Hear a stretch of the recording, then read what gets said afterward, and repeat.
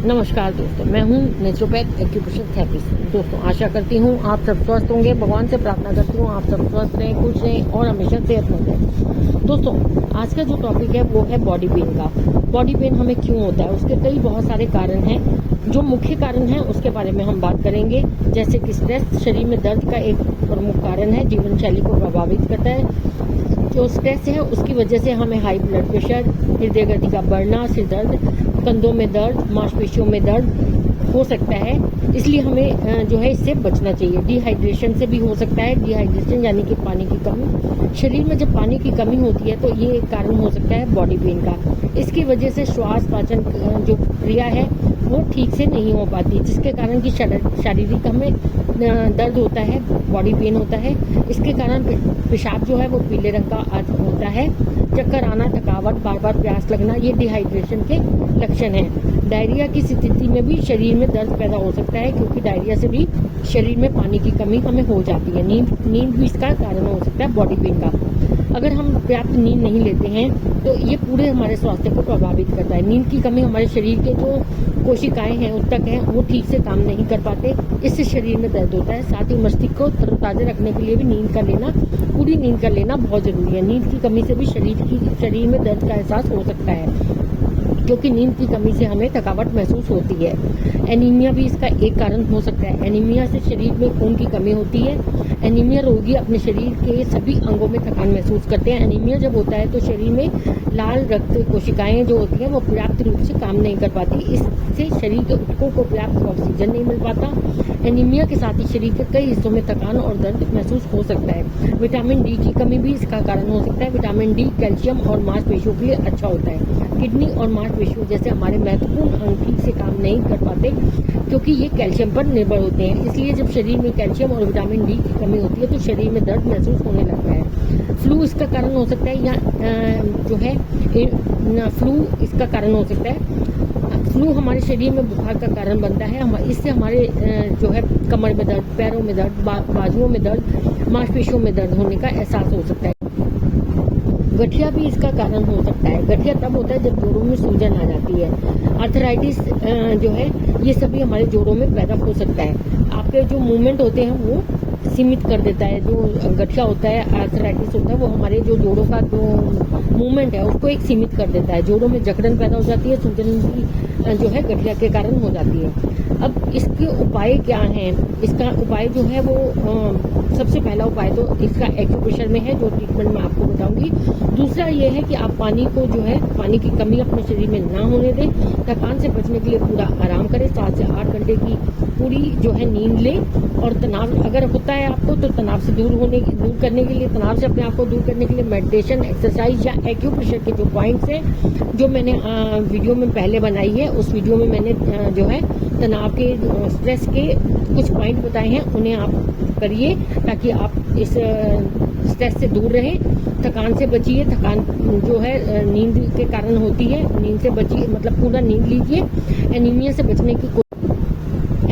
बचने के लिए आप आयरन की भरपूर डाइट लें। विटामिन डी जो भी होते हैं आप वो भोजन करिए जिसमें कि विटामिन डी भरपूर हो।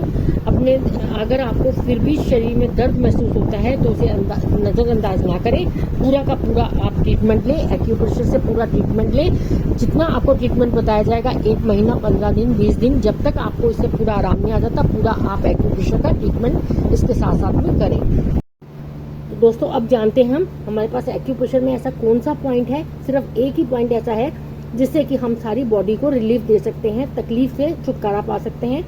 पेन हो तो उससे रिलीफ पा सकते हैं। किस तरह से? हमारे हाथ पर यहाँ पर पॉइंट है।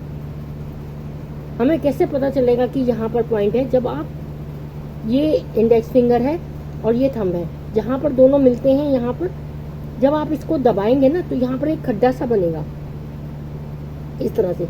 अगर आपको ऐसे नहीं पता चलता तो आप इस तरह से इन दोनों को मिलाइए। ये उभर गया स्थान, ये जगह उभर गई। बस इसी को आप जब इस तरह से जब खोलेंगे तो यहाँ पर गड्ढा बनेगा। ये जहाँ पर उभर रहा है, बस यहीं पर आप उंगली रखिए और खोलिए तो आप देखेंगे कि यहाँ पर एक खड्डा सा बन रहा है। बस यही हमारा पॉइंट है। इस पॉइंट को आपको इस तरह से मसाज करना है। जब आप शुरू करेंगे ना मसाज, 1-2 मिनट आप मसाज करिए तो देखिए आपको जहाँ भी पेन हो रहा है, शरीर के जिस भी अंग में पेन हो रहा है, आपको रिलीफ मिलेगा।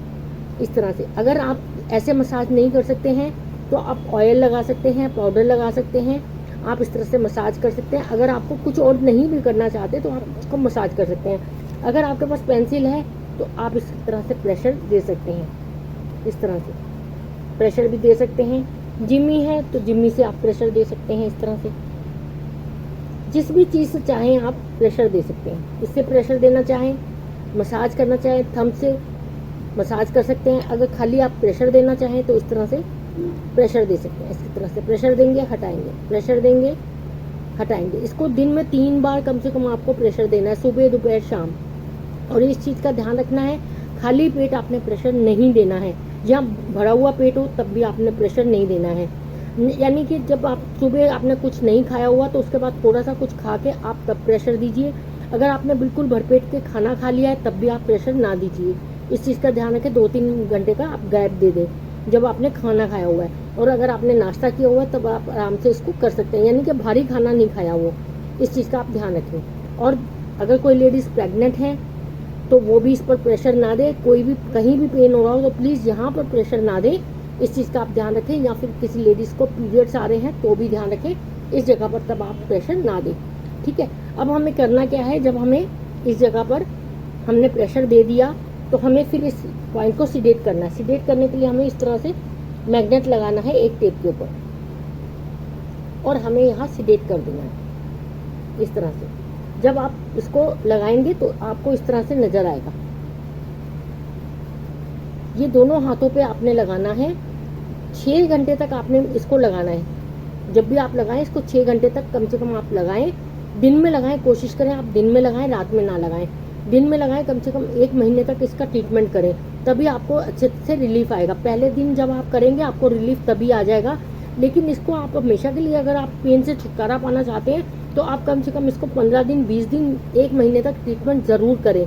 ये नहीं कि आपने एक दिन किया, आपको रिलीफ आ गया और आपने छोड़ दिया, फिर 2-4 दिन के बाद आपको पेन फिर से हो सकता है। इसलिए इस चीज़ का ध्यान रखें कि अगर आपने पेन से पूरी तरह से छुटकारा पाना है तो कम से कम इसका 15 दिन मिनिमम ट्रीटमेंट करें, और ज़्यादा से ज़्यादा आप 1 महीने तक इस ट्रीटमेंट को जारी रखें। थैंक्स दोस्तों, आपको मेरा वीडियो कैसा लगा, अच्छा लगा हो तो प्लीज़ सब्सक्राइब करें, लाइक करें और शेयर करें। थैंक्स दोस्तों।